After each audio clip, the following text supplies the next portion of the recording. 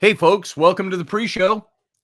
It's 9:01 and 12 seconds. We got less than 2 minutes, and we go live on subspace.radio. If you just want to hear the show in its audio format only, that's where you go.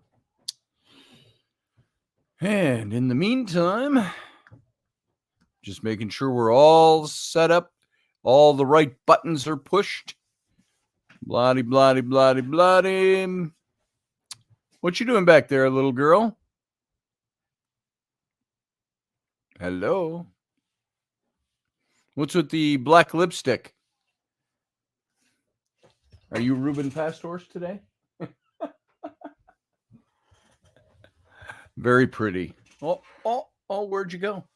Okay, I got a minute until radio time. Give me a hug. Good night. I love you. Shove off. Bye. I love you. See you. You got to go. You got to go upstairs. Unless you're going to say hi to everybody in 2 seconds. Make it quick. Make it quick. Hi. Hi. I love you. Bye. Go on up with Mom. Zombie. All right. Okay, folks. There we are. We've got about 25 seconds. We go live. Hey, everybody over there in the chat room. Matt Finn. Leslie Holker. Who else we got? Thank you again, Leslie. Field Guy. Elderberry. All right, here we go. Going dark. Stand by.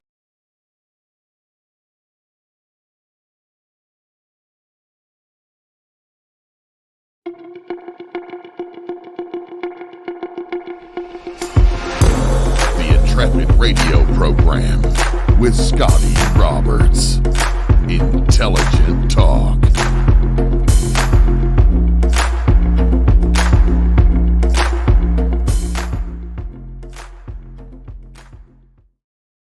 Hey, folks, welcome back to the show. Well, welcome back. Welcome to the show. Welcome back from the pre-show if you were here. I'm Scotty Roberts. This is my show, the Intrepid radio program, right here in the Odyssey. Not even Odyssey. Look at that.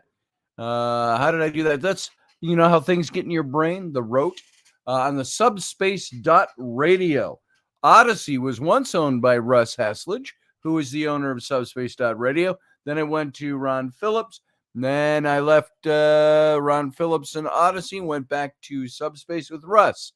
So Russ Haslage, subspace.radio. And boy, that's could you imagine sitting on one of the, I don't know, if you were on CNN and so welcome to Fox News tonight. That's kind of the way it feels when I do that. Why, thank you, Leslie Holker. I like wearing my Penmans. They're up there on the, if you're looking, they're up there on the top shelf of that shelf. 2 of them anyway. So I can't even point to them. Backwards, reflected. So that's where the ones I wear every day are. And so, but thank you for that. Hey, Elderberry.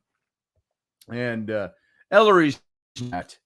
She's a brat sometimes. So she's a sweet girl, frankly. She does so much to try to help out around here, in between being a brat. But she's a good girl, and she really is sweet, and she has great intentions. You know, she won at the banquet the other day. She won a prize, or you got tickets for the raffle for the Cub Scout banquet for toys they were giving away. I know you were cheesing, but Elderberry, and she got her tickets all put where she wanted them. And then Flynn was there. He's not part of Cub Scouts, but because he's helping out, he got to enter the drawing, and he couldn't get any tickets. They wouldn't let him get tickets until all the scouts did, which is normal. Flynn's a Boy Scout, not a Cub Scout. And so what does Ellery do? She gives him a bunch of her tickets. Here, you take these and put those on there. Then Flynn ends up winning something, a nice Lego car. And coming all the way down to the end, and Ellery didn't win anything. And Oh, we felt bad for her. I was watching her at the other end of the table. She wasn't crying or anything like that, but you could tell she was very disappointed. She was like just sitting back and just like, oh, I guess I'm not gonna win anything. And she was taking it in stride. And I'm thinking, I need to take her out and maybe get her a little gift or something. But then they took all the tickets that didn't win and put them in a pool, and they drew it, and it was a grand prize, and she actually won the $50 Walmart gift certificate card. And so I said, there, see, that all worked out. It was so nice because she was so sweet. Then you know what she said? She wanted to, there was something that Flynn had his eyes on at the store last few days. And we didn't buy it for him. And Ellie got home, and with that $50 gift certificate, she told Rainey, she said, maybe I should get that thing for Flynn. Oh, and it melts your heart a little bit. And I told Rainey, I said, I hope you told her not to. And she said, I did, because she said, no, that's yours. That's your prize money. You keep that for yourself. So that's the other side of Ellery that you don't see when she's not listening to what she's told to do while hoarding into the radio show. So anyway, she's a good kid. And I knew you were teasing Elderberry, but at the same time, I wanted to give that other side of her. Welcome to everybody who's over in the chat room tonight. We got a little bit of it in a rush before we went live. I know Field Guy was here earlier. I don't know if he's still here. Leslie Holker is here. Welcome, Leslie. Thank you for all you do for this show. That means a lot to us. Matt Finn, Master Finn, good to see you. Glad you're here tonight. Viking Off-Roading, good to see you in the chat room tonight. And Elderberry, nice to see you as well. And Sarah Yosef, good to see you in here. Black-Eyed Kid, she said, yeah, that was of Ellery, I'm sure. And so Barbie D is here over in the chat room. And the list goes on, I think. And so if you're here, hey, Born Flippy, Rick, my old friend, good to see you, brother. And the Field Guy is here. There he is. And so as you all know, you can join the chat room if you want to. You can just listen. You can hang out in the wings. But if you want to listen, come on into subspace.radio. You can hear the audio version. If you go over to Facebook, you'll find this show 4 different places: my page, Intrepid radio page, Subspace radio page, and one other.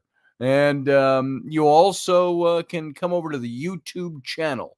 It's youtube.com/Scotty Roberts. And when you're there, subscribe to the channel. The show is always free. You can always watch this show for nothing.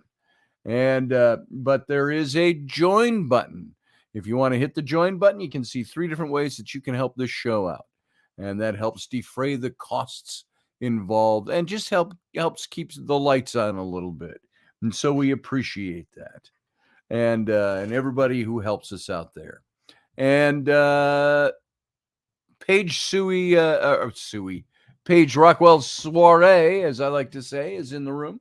Good to see. I just used to call her Suey because that's what it looks like phonetically. So welcome, Paige, to the show. And tonight we're going to continue talking about Amenhotep II. And I think that this is a really cool topic. It is for me. When you can take Egyptian history or any kind of ancient history and open up the door and shed a little light on it, that is something that is, I think, valuable. It's efficacious, for lack of a better word. It's something that enriches our understanding of how things were. And especially when it comes to theology and biblical stories. The biblical story of Moses, of course, is what we're centered on with this, although we've barely mentioned his name in this series. We're talking about the Pharaoh of the Exodus. And there is a way. You always wonder, why did Moses, when he wrote this stuff down, why didn't he include the names of these pharaohs? And we looked into that a little bit earlier. Why historically Egyptians and ancient culture didn't always put the names in. We looked at a couple of different ways of looking at that. We looked at the dating system. How do you pinpoint a date? We do know, and I'll recap this. This is just for recap, that the temple in Jerusalem that used to stand on where you see the Dome of the Rock now, the Muslim shrine, not shrine, what's the word I'm looking for? Mosque that is built there, that used to be the temple compound in Jerusalem for the Jewish temple in ancient times. And we do know that Temple 1 was constructed around the mid 900s BCE. And they pretty much got it down to within 3 or 4 years in either direction, 966 BC. And 966, you can go into, just like we've been doing with this series on Amenhotep II, you can go into everything to look at Solomon. There's controversy over whether or not he even existed. Yet, if you take certain tracks and you do your scholarship, you find his regnal dates. You find the dates for this, the dates for that. And you can pretty much pinpoint within a day the date of the building of the temple in Jerusalem, the dates for Solomon. And in 1 Kings 6:1 in the Old Testament, it talks about how on the 480th year after here, you know what? I got it here. Let's just read this again. I got my old Bible. This is my old seminary Bible that I had. It's the NIV version, the New International Version, which I thought was a much better version than the King James. Let's look for 1 Kings. Wait, first, what have I got here? What's marked in here? I got a bunch of stuff marked. See, this is what I would do. I would when I was studying, I would mark my Bible. I make notes in the margins and stuff when I needed to. I've got a note here. I can't even read it without my glasses. I'm just curious, little sidetrack. Humility in Saul's youth. Okay. King Saul. That's what that was. I don't know why I had that marked, other than when it was for my series on David. But 1 Kings chapter 6, verse 1. I feel every time I do this, I feel like I'm turning your Bibles to 1 Kings, the book of 1 Kings, chapter 6, and verse 1. Now, at the beginning of this book is where you have David dying, passing the kingdom on to his son. These onion, it's almost like onion skin pages. Here, trying to turn these is like, I don't know. It's like trying to hold hot butter in your fingers. Okay, one more page. I'm in the middle. It's in the middle of these two. I've just recently had this open, so why can't I get it? Okay. 1 Kings 6:1 says this.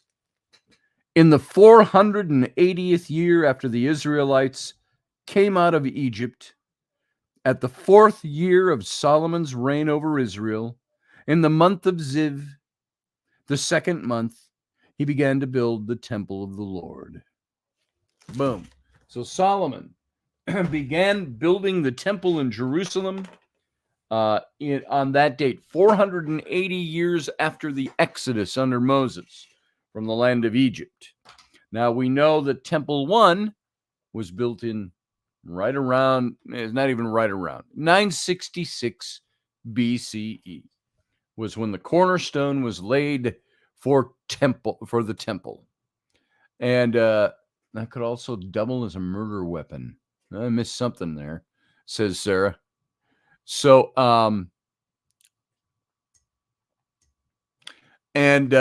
so you have the temple built then. If it's 966, you take that 480 years referenced in that scripture, and you end up with 1446 BCE as the date of the Exodus. And you can even get it down to the month and the day of the week. And it was very interesting. So you can pretty much pinpoint all of this stuff. And when you can pinpoint a date like that, what can you do? When the book itself doesn't give you the names of the rulers, that they are omitted or glossed over, what happens? You can start lining up those dates with the chronology of the Egyptian kings.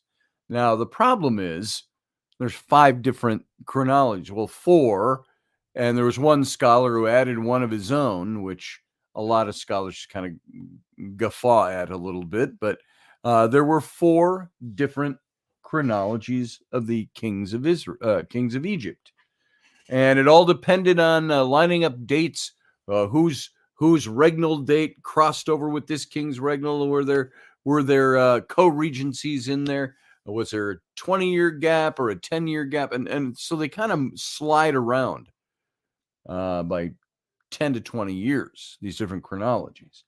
But the accepted chronology, when you line it up with the stars that were seen and recorded in the day, you end up with the Pharaoh who was on the throne in 1446 BCE as Amenhotep or Amenhotep II, who ruled from, who was would have been about 23-ish years old, I think, on the date of the Exodus. I can't remember his exact birth date and the dates of his reign, but he was co-regent with his father from the time he was 18 on. Then his father died, Tutmosis III, and who would have been a contemporary of the man we know as Moses.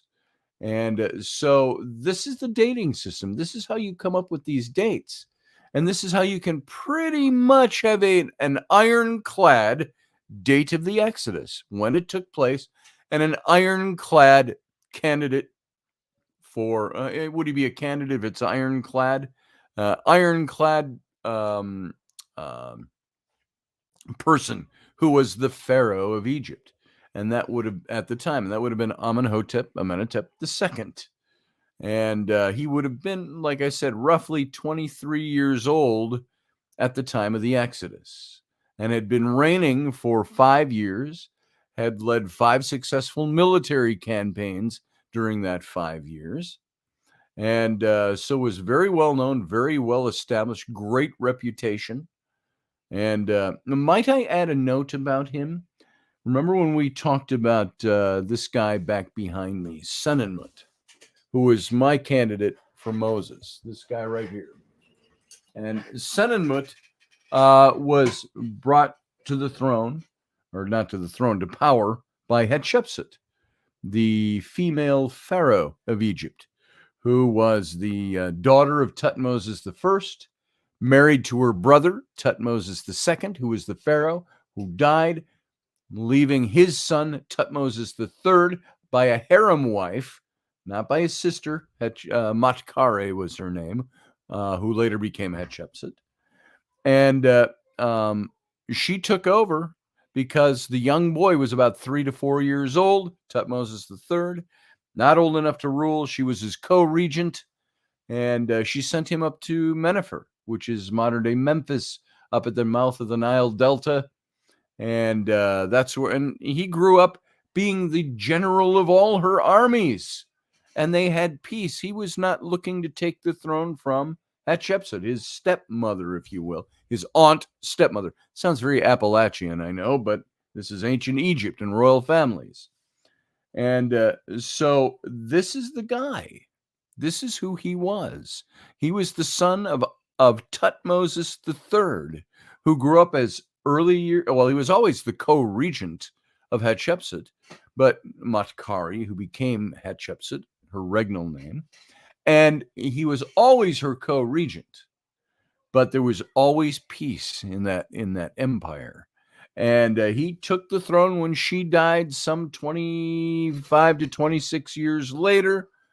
And he's pushing 30 years old, and he becomes Pharaoh. And he reigns as Pharaoh for another 40 plus years. And I hear people yelling on the radio. So I don't know what's going on out there, but I forgot to shut my door. and kids and mom are yelling about something. So pardon that noise, folks. And so you've got these monarchs. You've got Amenhotep II, the Pharaoh of the Exodus. The dates fit. The dates are perfect. And his character is perfect. There were things about Amenhotep II that I had heard from Dr. Charles Ailing way back when I was a kid. We're talking 50 years ago. And Dr. Ailing told me that Amenhotep II was somebody, he would gather all the people together to show off his great feats of chariot driving and also his great feats of archery.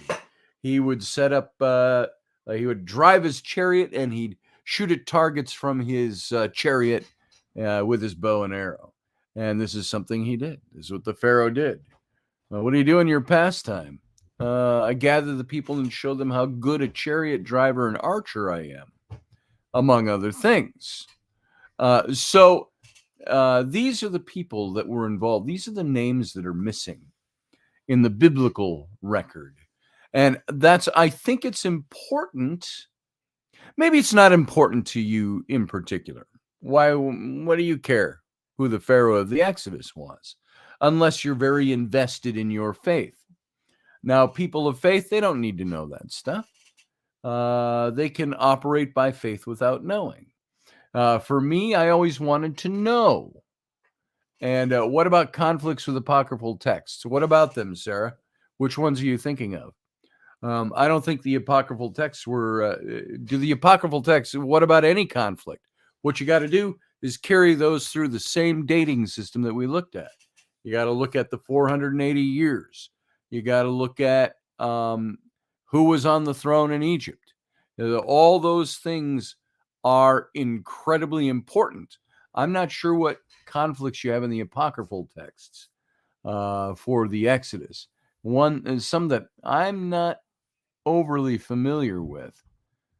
So much so that I don't even recognize that there were any conflicts over the date of the Exodus and the Pharaoh of the Exodus and so on in the apocryphal text. But I'm certainly willing to learn. Maybe state it in the chat room. I'm not sure what it is.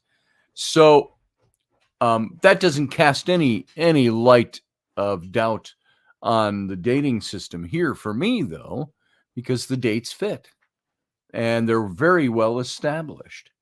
And so that kind of brings us up to tonight, where I want to go with tonight's look at this. And let me call my notes up here. And we've gone through the dating system. We've gone through why did Pharaoh not die in the 10th plague, which was and now you don't have to believe in anything super mysterious to believe in the 10 plagues of Egypt. It takes faith to believe that God brought those things down on Egypt. That's very possible. It could have been all natural things, but I think that'd be too many coincidences. So what you've got in the 10th plague was the angel of death came. This was the final nail in the coffin, where God said, the Pharaoh will let the people go after I do this. And he brings the angel of death. You had to smear lamb's blood on the doorposts and the lintel of your home. And the angel of death would pass over you. And hence the holiday, the celebration of Passover. And if you didn't know that. And those who did not have the blood, the firstborn of every family died. And the biblical account says there was not a family in Egypt that was not touched by this. From the lowliest slave or servant, house servant, to all the way to the throne of Egypt. Now, Ramses II, when Joseph was there, Elderberry, Joseph would have been a couple and a half hundred years earlier, centuries earlier. Ramses was 200 years later, almost 200 years later than the guy we're talking about. So Ramses would have been way on that far end from Joseph's time. Joseph would have been there, I believe, under Hyksos kings. We'll talk about that one another time. And I do believe, and if you've listened to this show long enough and heard these tidbits, that they have discovered a statue that they believe was the statue of Joseph in what was Avaris or Pi-Ramses, mentioned in the book of Exodus. So anyway, moving on from that, we've covered all these different things about the Pharaoh, trying to establish, looking at history, looking at dates, trying to reconstruct, to find out who this guy was. Who was this Pharaoh of the Exodus? And Sarah says, I meant in general, there are a multitude versions of the Bible. There's bound to be conflict somewhere. Yeah, I agree with that. There's multitudes of versions, but all of those versions, it's like the Nile Delta. You got one river that spreads out into all its tributaries, the Delta Fan, as they call it. Use that as an illustration. And you know this as well as I do, sir. I'm just not trying to be pedantic at all. But I think that's it. When you take the Nile source backwards, or the Delta Fan backwards, you end up filtering it all down to the one river. And I think what you've got with all these different versions, that's exactly what you've got. You got versions. But we do have texts that date. You go back to the Codex A, the Codex B texts, all these textual criticisms that lie out there. And you're finding that there are many of these books in the Old Testament. We get damn close to some of the original manuscripts. Well, mostly because I'm thinking more New Testament with that, because you've got the Septuagint. The Septuagint, which was written in the 400s BCE. We've talked about this, where after the Babylonian captivity and Israel is set free and they go back home to Israel, everything's destroyed. There's 72 rabbis who go to the Library of Alexandria in the 400s BC, about 1,000 years after the date of the Exodus. They go, and after the time, another 500 years after the time of David and Solomon and the building of the first temple. Well, they go to Alexandria, where the Greek pharaoh Ptolemy II is reigning, and they get his permission to go to the Library of Alexandria, and there they look up all the old texts, and they spend a few years reconstructing the Hebrew texts, the Israelite texts, the books of faith. Now, so what you've got pretty much at that time is the Old Testament you have here in a Bible. That's basically the Septuagint, as it was written in 400 BC. So, are there other versions of the Septuagint? No, not really. The Septuagint has survived pretty much intact, and it survived it was a Hellenized world back then. Post Alexander the Great, you had the Hellenized world, and Hellenization, the Greekizing of the known world at the time. And the language of commerce was Greek. And so the Septuagint was the Hebrew Old Testament written in Greek, and at the Library of Alexandria. So that's a very good keystone to figuring out how many revisions do we have. I think you have versions, but you got to go back to the Septuagint, and which makes it very pedantic. Busts out thesaurus. Yeah, look it up. Put the definition in there for us, Paige. I won't define it I can, but me, kind of thinking I'm somebody teaching her something that she already knows. So, what about the diaspora of the apostles? What about the diaspora of the apostles? The apostles, the followers of Christ, his first disciples. There were only 12 apostles. I don't care what anybody wants to call themselves. There were only 12. An apostle, by definition, was a man who was a disciple of Jesus and had walked with him as his initial 12. So what about the diaspora of the apostles? I don't know. Did they change the Septuagint? I don't think so. So anyway, moving on. We'll get to some of that stuff. I'm not brushing off your questions. Let's just get to some of the material we have, and we can talk about that stuff as we go. Let's look at Pharaoh dying in the Red Sea. Now, there was an awful lot of controversy over that. I don't know why it's even a controversial thing, but there was a question about that. And you have to look at whoever is the candidate for the Pharaoh of the Exodus is somebody whose reign lasted beyond 1446 BC, who had a much longer reign. And so you got to start looking at this. And although the Christian community historically has accepted that the Exodus Pharaoh died in the Red Sea when his army drowned, there's no such statement to this effect in Exodus. And the only first-hand source for the event or anywhere else in Scripture. So one of the most important principles that was taught to the present scholars who are writing about Moses during their seminary studies is this: say everything the text says, say no more, say no less. When I went to seminary, in a Baptist seminary, the Bible is our foundation for faith and practice. You don't add to it, you don't detract from it. And the written word is the word of God. That's what we were taught. And so saying more than what's written in the text is known as eisegesis, or reading into the text what the interpreter presupposes it has to say. It says. So eisegesis must be avoided when you're looking at this, adding to the story. What does the text actually say about the fate of the Pharaoh? Moses only states that the Lord would be honored through Pharaoh by the destruction of his army. That's in Exodus 14:4. But throughout the entire narrative of Exodus, Moses never explicitly states that the Pharaoh died along with his army. He talks about the Pharaoh, the armies of the Pharaoh died in the Red Sea. It doesn't say the Pharaoh died. Now, here's a couple of things. I got some proofs for this. And let's go through this. Psalm 106, verse 11. Book of Psalms as a proof text for the death of the Exodus Pharaoh for the Red Sea. This is what they use to prove that the Pharaoh died, those who hold to that version. So supporters of the view that Pharaoh died in the Red Sea often appeal to this psalm, Psalm 106.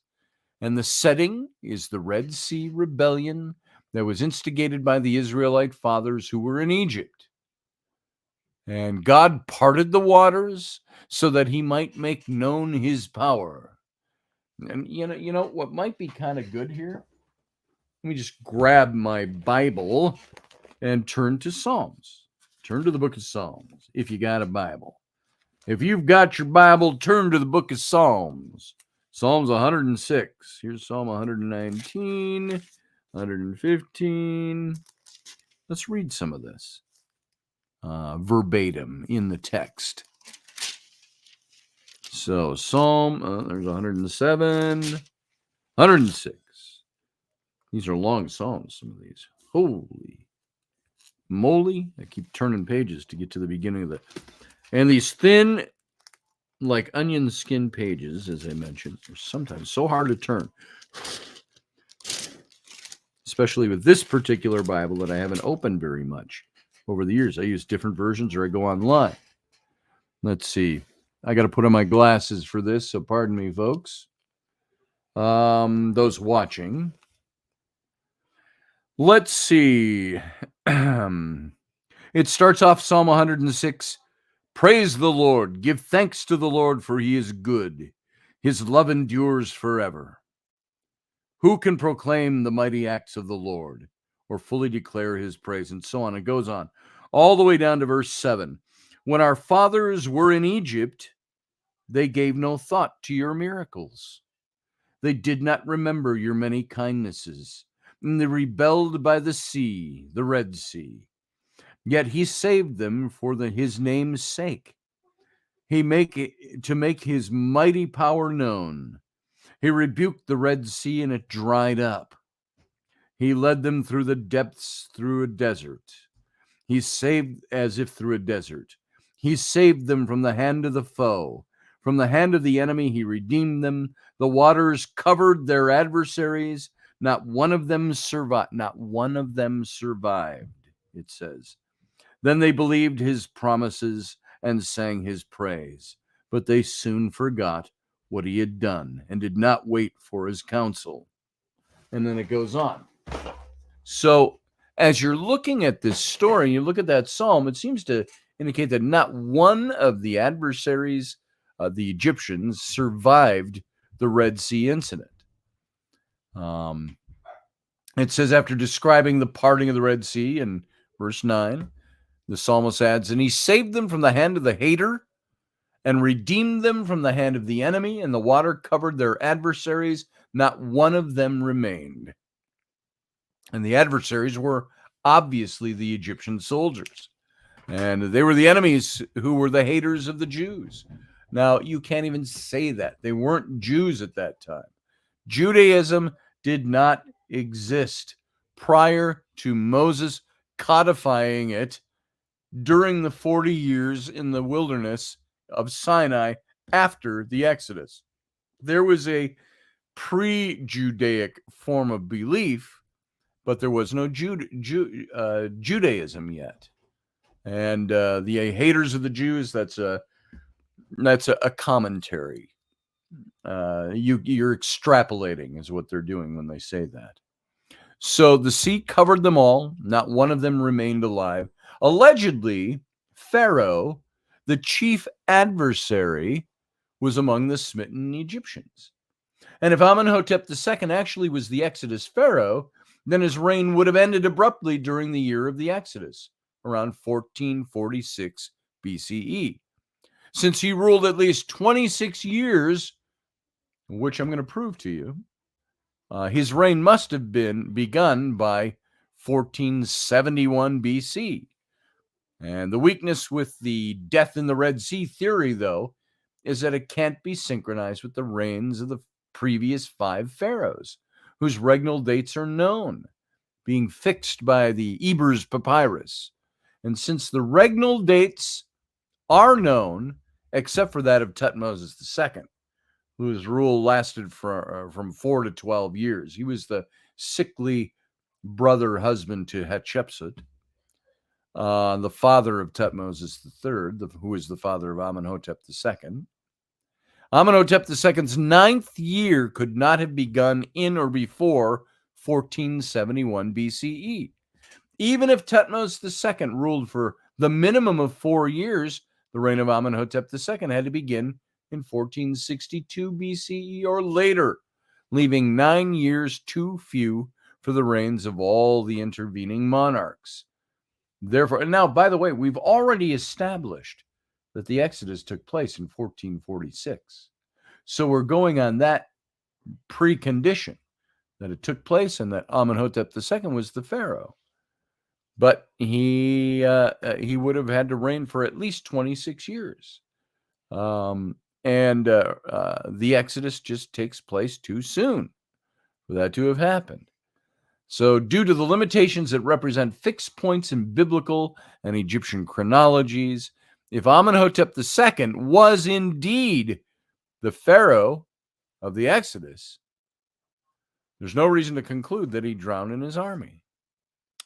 The text never specifically says that he died. The hater and the enemy of Israel is Egypt as a collective whole, and certainly not every Egyptian drowned in the Red Sea when the water covered their adversaries. So God delivered his people from Egypt itself. Only those Egyptians whose adversaries, as national representatives, who chased the Israelites into the sea, were consumed by the water. And since they were the task force dispatched on this mission, their defeat signals the demise of the entire nation. Moreover, not one of these representatives, who comprised the bulk of Pharaoh's vast imperial army, survived after the dividing walls of the sea collapsed. This is confirmed by the Mosaic text that probably provided the basis for the psalmist's words, "The waters returned and covered the chariots and the horsemen." That is, in relation to Pharaoh and his entire army that followed them into the sea. Not one of them remained. That's Exodus 14:28. Now, the second point on this, Psalm 136:15, as a proof text for the death of the Exodus Pharaoh in the Red Sea. The text most frequently used to assert that Pharaoh died with his army is Psalm 136:15, which states, "But he overthrew Pharaoh and his army in the Red Sea." A cursory reading of that text would lead most people, to believe that because God overthrew Pharaoh and his army, both parties must have died. However, the Hebrew verb used there means he shook off. When he overthrew, he shook off. It shows that God actually shook off the powerful Pharaoh and his army, who were bothersome pests that God, whose might is far greater than theirs, merely brushed away. And the same Hebrew verb is used in Psalm 109, where David laments, "I am gone like a shadow when it lengthens. I am shaken off like the locust." And so here he describes the sad condition of his suffering, as both lines of this synonymous parallelism indicate his feeling of being cast away or discarded. And so the picture painted by the verb, that Hebrew verb in the book of Psalms, in that psalm, is that David had become as a locust that is casually flicked away or discarded. And the picture painted by the verb is that this is what David had become. So surely David wasn't describing his own demise and death with that verb. In the context of Psalm 136, away from a man's, Psalm 136 states, God brought Israel out from their midst, the Egyptians' midst, with a strong hand and an outstretched arm. It's where linguistics is a wonderful thing. It confirms that the unequaled might of God is the thrust of the passage, not the death of a Pharaoh, thus accentuating the ease with which he shook off Israel's adversary, the mighty Egyptian army. Now, another argument against the view that Psalm 136:15 signals the death of Pharaoh is that this verse is probably taken from Exodus 14:27. It's a reciting of a verse that was written 1,000 years earlier, which uses, 900 years earlier, which uses the same verb to shake off, but purposefully, maybe, is the intent there. It omits Pharaoh from the list of those whom the Lord shook off from the Israelites' garments, like locust off the garments. Instead, the text clearly states, "I, God, will be honored through Pharaoh and all his army, and the Egyptians will know that I am the Lord." That's Exodus 14:4. God was honored through Pharaoh in the mass destruction of his army. But Pharaoh did not have to die for this to occur. In Psalm 136:15, the psalm writer wasn't rejoicing over the death of anyone, but that Almighty God shook off the Egyptian adversaries from Israel's garments like locusts by freeing them from their enemies' clutches. That's the point of the passage, that as it was written. And so, hang on, I'm moving my windows over here so I can see that chat room a little better beneath my notes. And so in Psalm 136, the writer was not rejoicing over the death of Pharaoh or even the Egyptian army, but rejoicing in God was victorious for them. Now, a third point here is the death and the regnal length of Amenhotep II. So under what circumstances then did Amenhotep II actually die if it wasn't in the Red Sea? Fortunately, his mummified corpse has been preserved. And Victor Lauret, who is fresh from his discovery of the tomb of Thutmose III in the Valley of the Kings, discovered the royal tomb of Amenhotep II on the 9th of March in 1898. In confirmation that this burial chamber belonged to Amenhotep II came when Lord identified his nomen, his regnal name, and his praenomen on the painted quartzite sarcophagus. And this magnificent sepulchre represented a first for the excavations in the Valley of the Kings, as the king actually was found in place in his own sarcophagus, albeit lying in a replacement cartonnage coffin. So, looking at a couple of points about this, there's an indisputable regnal length of at least 26 years for Amenhotep II. Indisputable. And while Thutmose III is documented to have died in year 54, there's no evidence exists to date explicitly the regnal year of Amenhotep II's death. And the highest known regnal date among the indisputable evidence, year 26, is inscribed on a wine juglet from the king's Theban funerary temple. And it was used, the explorers, or the scholars, Redford being the one, used questionable logic, asserts that since the juglet was found in the king's funerary temple, year 26 represents the end of his reign, using questionable logic. So Wendt and van Sicklen dispute this assertion, though, showing evidence for the long-term storage of wine and the active functioning of Egyptian mortuary temples long before the deaths of the pharaohs for whom they were built. Another possible regnal length of at least 30 or 35 years exists for Amenhotep II. One source contributing to the argument that Amenhotep II reigned beyond 26 years. At least one scholar dates a fragmentary regnal year there's some technical terms for the papyrus where you find it. Year 30, though, he admits that the number also could read differently, such as year 35. So if one of these readings is correct, Amenhotep II's reign lasted at least 30 or 35 years. So many scholars have postulated that he reigned beyond 30 years because he observed a regnal jubilee called a Sed festival.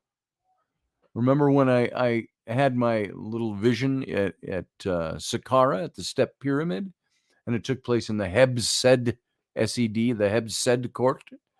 So this is the festival they're talking about.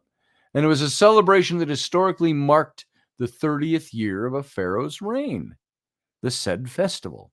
And it was used for centuries to honor this regnal anniversary. However, some of the scholars warn us against concluding too much about the regnal length of Amenhotep II just because he celebrated one. No dates accompany the Jubilee monuments of Amenhotep II. And our understanding of the Jubilee institution is too imperfect to allow us to assign an automatic 30-year at every mention of a Heb-Sed festival. So there you go. Another point here is a possible regnal length of exactly 37 and a half years. Now, certain caution has to be incorporated before assigning a 30-year reign automatically to every pharaoh who celebrated the Heb-Sed event. But the Sed festival of Amenhotep II just may signify that his reign exceeded 30 years. More conclusive than the Sed festival evidence is that from Thutmose IV's Lateran obelisk, which was erected a full 35 years after the death of Thutmose III, to whom it was dedicated, his father. And Wendt and van Sicklen suggests that the 35 years marks the length of the interceding reign of Amenhotep II, minus the co-regency with his father, which is known to be 2 1/3 years. And so if their argumentation is correct, Amenhotep II reigned exactly 37 1/3 years, making him 55 years of age at the time of his death. And there's so much more information I have in here, so many footnoted bits and tidbits of information that we should go into, but Boy, I'm wondering if we should dig into this. It's about his campaigns and things. And let me take a look here.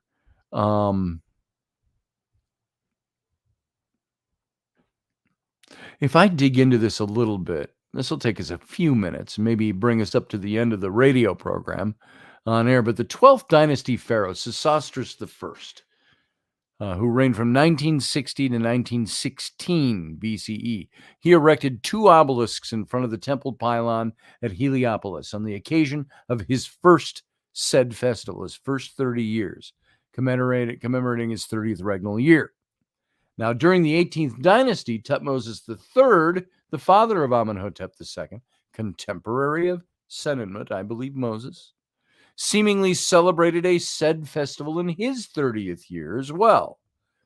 And Redford suggested that the year of the rest from Asiatic campaigning, the Asiatic being the Middle East, all the way up into Turkey, areas like that, that Tutmosis III seemingly celebrated that said festival, and which corresponded precisely to his year 30. And it signifies a holiday year that's used to celebrate this landmark anniversary. Let's see. The chronology of the new kingdom.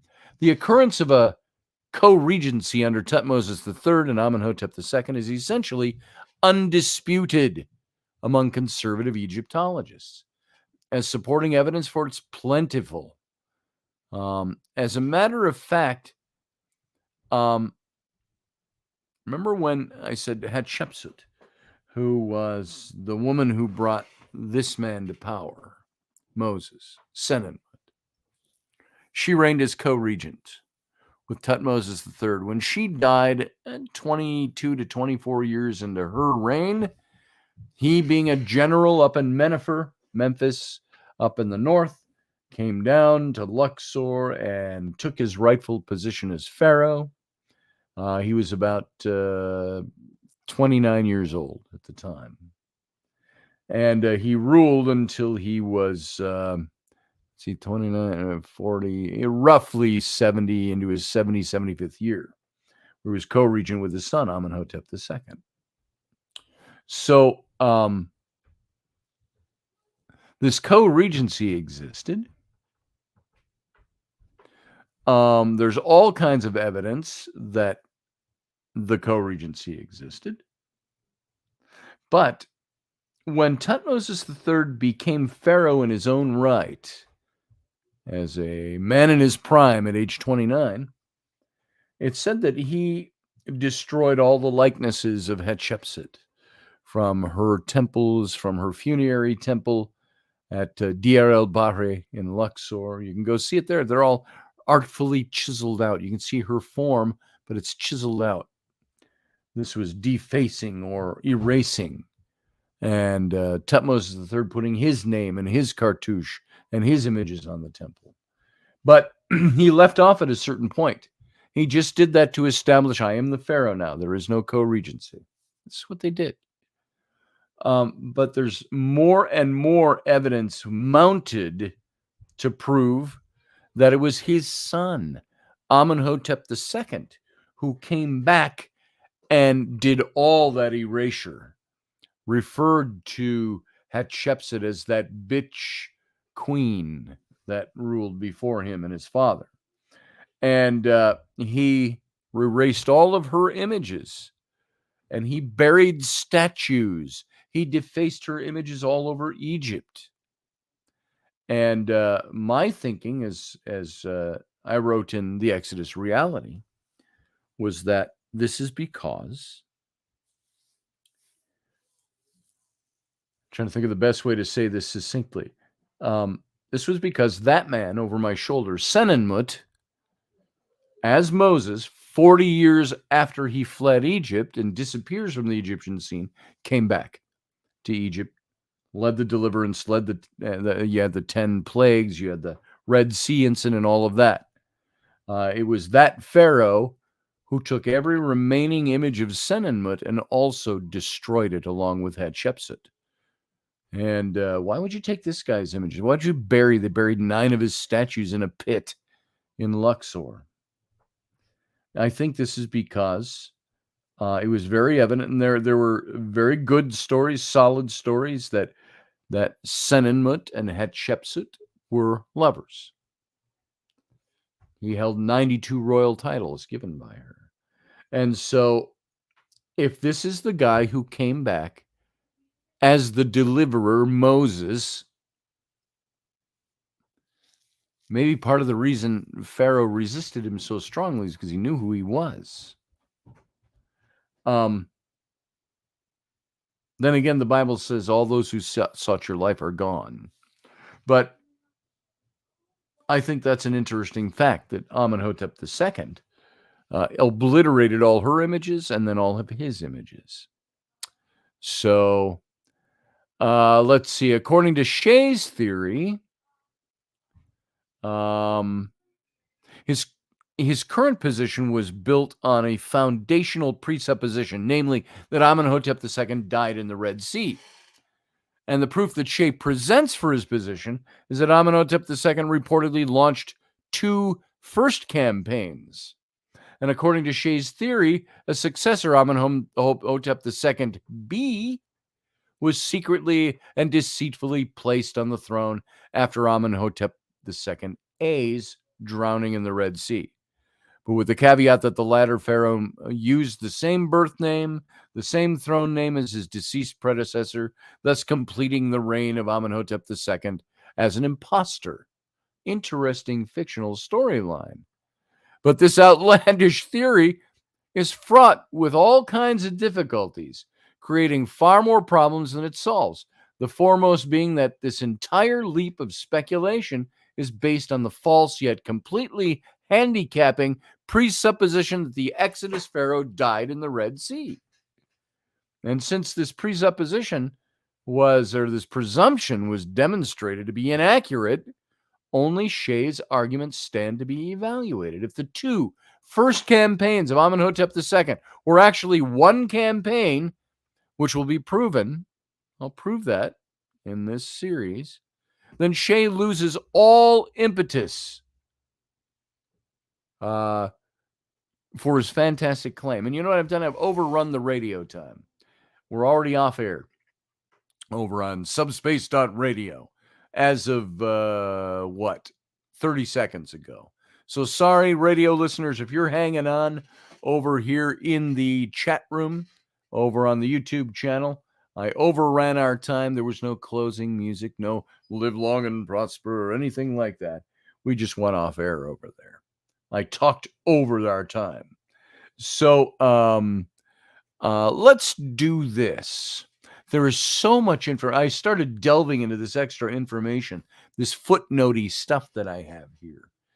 And let me finish this point, and then we'll end this for tonight and maybe launch a little captain's cabin. But there's no precedent in Egypt's long history for the practice of 2 pharaohs ruling under the same name. None whatsoever, with the latter using his predecessor's nomen and his praenomen as his own. Surely such an act would incite a court rebellion and turn the royal family against the officials who secretly placed the impostor on the throne. Shea also asserts the 2 coronation celebrations for Amenhotep II, one after his father died on March 22nd, and the other on the 22nd of November, as recorded on the Memphis Stele, represent a contradiction, implying the reigns of different rulers. However, 3 inescapable problems plague this assertion. 1, if Amenhotep II-B was an actual person,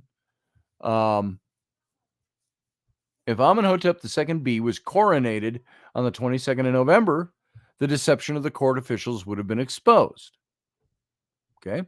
2, the Exodus occurred on the 15th of Nisan, which is the 25th of April, which would render inconceivable Amenhotep II-B's coronation as late as 22nd of November. And the attestation of 2, and number 3, the attestation of 2 accession dates actually supports a co-regency. And in the biography of Amenemhat AMENHOTEP. It's stated that Thutmose III died on 7/30 or the 22nd of March of his 54th year, and that on the very next day, Amenhotep II was established on the throne of his father. However, both the Semna Stele and the BM 10056, if that means anything to you, offer for 22nd of November as his ascension date. And since on the BM 156, the year number, the technical stuff, I'm sorry, document names and dates and numbers, the year number even changes immediately after the mention of 22nd of November. A definitive conclusion that can be made that Amenhotep II's regnal reign was numbered from the 22nd of November, not March 23rd. And that the co-regency of Thutmose III by Redford states this. Shea claims that if indeed Amenhotep II was inaugurated when he became co-regent on 22nd of November of an earlier year, there would be no need for an installation ceremony on the day after Thutmose III died. Actually, the Egyptian texts never refer to an installation ceremony on the 23rd of March. They note only that he was established on his father's throne. And before Thutmose III died, Amenhotep II ruled as the co-regent with his father, with full pharaonic authority. Only after his father died, however, did he actually take the throne as the pharaoh with ultimate authority. Yet, even if there was a ceremony immediately after his father's death, such an event at the onset of his sole rule would serve to establish him on the throne and lessen the chance of a usurpation attempt by a potential challenger. So, in addition to all of these problems with Shea's arguments, what Pharaoh of the proud and powerful 18th dynasty would equate himself with a deceased predecessor, especially one who lost his slave base, lost the firstborn child of every Egyptian citizen, lost the world's most powerful army, and died shamefully in a mass drowning. Moreover, could such a grand scheme be expected never to be challenged or to surface at some later time in Egypt's entire storied history? Thus, the notion of two Amenhotep IIs is resolutely rejected and silly. I have to put "and silly" at the end. And I'm going to make this last point because we'll move to a different point when we do this, when we pick this series up. A lifespan of 55 years. So a lifespan of 55 years for Amenhotep II is deduced by adding his 37.5-year reign to the 18 years he lived before his coronation. And a number is taken from the larger of the two Sphinx stelae of Amenhotep II, and which say, "Now his majesty appeared as king as a fine youth, having completed 18 years in his strength. Now after these things his majesty appeared as king." And so an X-ray investigation of the royal mummies might assist in dating his regnal length. And after an examination of the mummy of Amenhotep II, he was estimated to have died at 44 years of age or thereabouts, meaning that a 55-year lifespan exceeds the projections of the X-ray evidence, and thus is an impossibly high result according to the medical evidence. Yet Robbins is convinced that when identifying a pharaoh's age at death, there is good reason to cast doubt on X-ray evidence as a whole. Support this for this criticism is found in the discovery over Thutmose III's lifespan, his father. While he lived at least until age 55, his mummy reportedly displays skeletal features of a man of 40 to 45 years old, meaning that the X-ray evidence makes him appear no less than 10 to 15 years younger than his actual age at death. Thus, the 10-year discrepancy with Amenhotep II's mummy is not problematic, and a reign of 37 1/3 years remains a fully realistic option. And Wednesday, when we pick this up again, we're going to talk about the Second Asiatic Campaign. as the result of the Exodus. Another campaign by Amenhotep II, a military Asiatic campaign. Remember, the Canaanites, as they were known, prior to becoming Israelites, the Canaanites, when they would migrate into the Egyptian Nile Delta, 800 years, over a period of 800 years, they were known as the Asiatics. The Canaanites, the Middle Easterners, those from the Mesopotamia, Asia Minor, they were all known as Asiatics. So there you go. That's it. That's all we got for tonight. Any hint to know how he died? I don't remember. I believe it was illness, but he would have been roughly, if you're talking Amenhotep II, roughly 55 years old when he died. Tutmosis II was a lot older the third, I'm sorry, his father was a lot older. He was almost 30 when he took the crown from the co-regency, and he ruled until he was almost 70. And he was co-regent with his son, and he died out of illness. So, infection, very possibly. Infection from battle. Don't know off the top of my head. I can look that up though. How did Amenhotep II die? And I believe I have it in some of my notes here. We might hit it further down the road. But what is very clear is that he survived the Red Sea. The incident at the Red Sea Rebellion, is that Pharaoh pursued his escaping slaves to the Red Sea, and then a miraculous act took place, and his army was destroyed, but he survived. One very interesting thing, and this is going to come up in some more of the stuff we're talking about, is that he had 5 successful military campaigns prior to the date of the Exodus. After the date of the Exodus, 1446, his campaigning fell off to 0 campaigns and 0 military actions for a good 10 years solid. He lost his army. They were all destroyed. So very interesting stuff. Anyway, we'll get back to that on Wednesday night. So let's just... I don't want to do a long Captain's Cabin. It's just an after show. But we'll launch into it here, and let's just play the header as if we're going out on radio. Gives me a chance to take a little bit of a mental break. So you know what? Live long and prosper. We'll see you back here or over in the YouTube chat room, where most of us are already. Stand by. Join us every weeknight at 9 p.m. Central Standard Time, 10 p.m. Eastern. The Intrepid radio program, a Scotty Roberts Productions broadcast.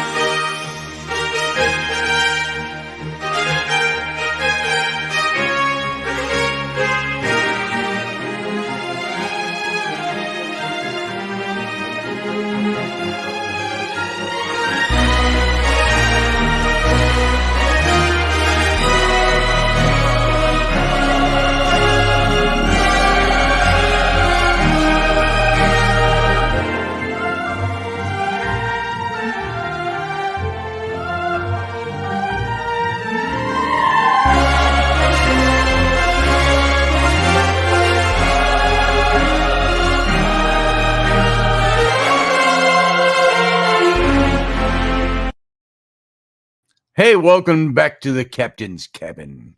We're not going to be here long tonight.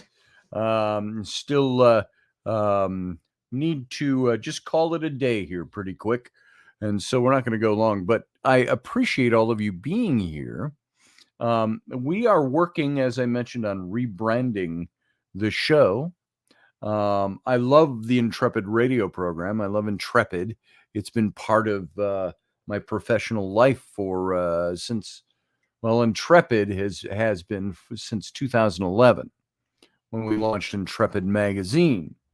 And then we, as most of you know, the chronology, I worked for the Ghost Hunters from Sci-Fi and History Channel, and now Travel Channel. And I was the editor-in-chief of their magazine. And when I left their magazine, I launched Intrepid magazine. And to do some of the things that we just couldn't do with TAP's Paramag. And and I carried that on for about 4 years. And we had a good time with that magazine. And the radio show grew out of that, the Intrepid radio program. I don't want to so much go away from Intrepid, but I have some ideas, and we've been working. I was working on some of that today and building that effort up. And you'll soon see, I think, a fun relaunch of this show in a new with a new angle. So there you go. It's 11:11 already, huh? No, it's 11:14 out east, 10:14 here. So there you go. Let's see. What am I missing in some of the chat here? Antibiotic duct tape, Windex cures all. I learned that 9B, my big fat. Oh yeah, from my big fat Greek wedding. I remember that. Windex. Let's see. What else we got here? Just looking at your comments. Great insight, says Sean Strike. Thank you, sir. Informative show, says Barbie D again. Thank you, Barbie D.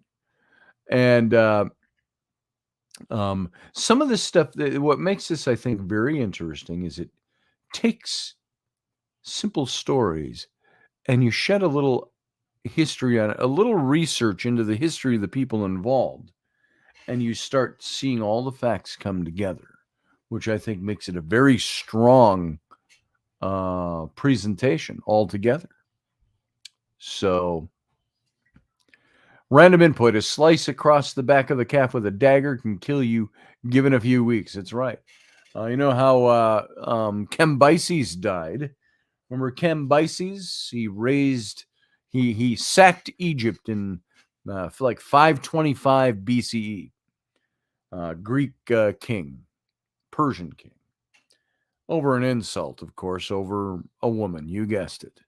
He came and he sacked Egypt, killed its royal family, raised an army of 50,000 soldiers, and took them on a forced march a few hundred miles out into the western desert from Egypt, almost near what is today the border of Lebanon, not Lebanon. Why am I going blank on that? Morocco is in what country? Gaddafi, Morocco. I'm going blank on the name of the country now for some reason. Tired brain. That's it. So,